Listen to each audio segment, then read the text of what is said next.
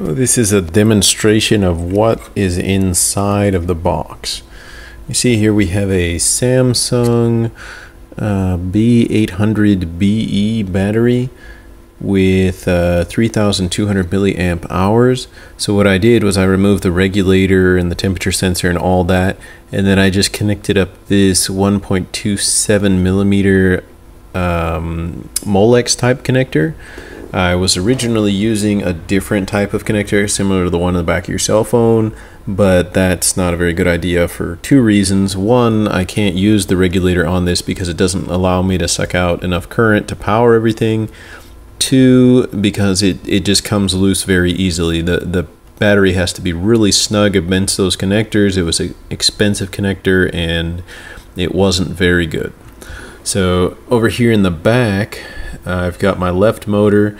I always install them with the positive sign on the top. There's a little positive sign on the other side of these motors, and that's where this red wire comes out from. So motor 2A is the left motor, or M2 is the left motor.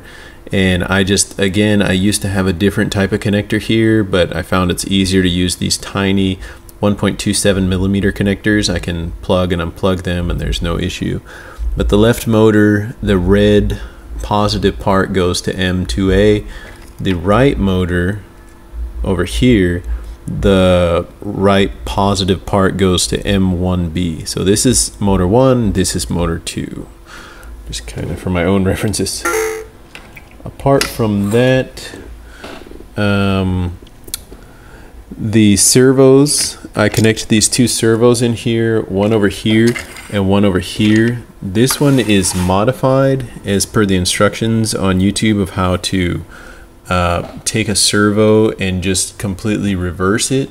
So whatever I send to this servo will get reversed, and that way I only have to use one servo line.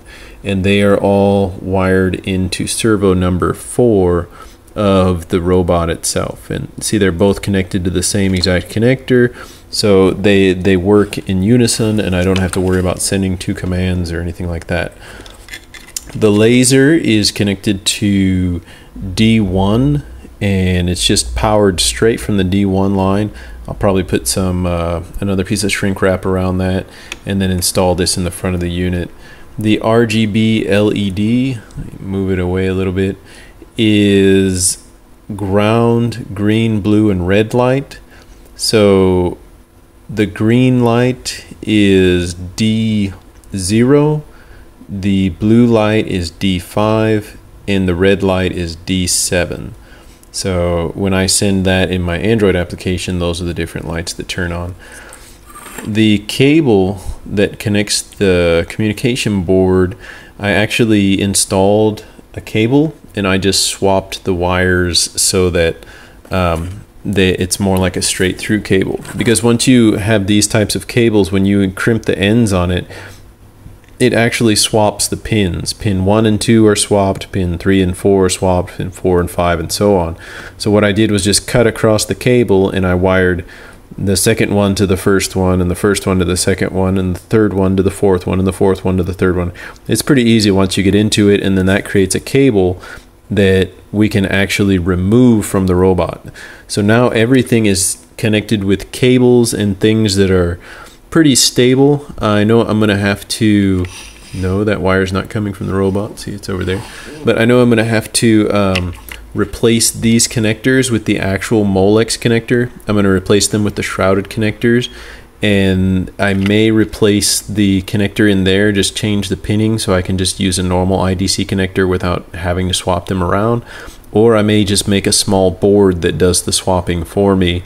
And then this entire design is rock solid. It's been tested, it's been kind of run through the ringer for quite some time now. It's easy to configure and set up. The only thing I have to add is just a few Molex connectors around the board, so my next run should be 100% usable by the general public.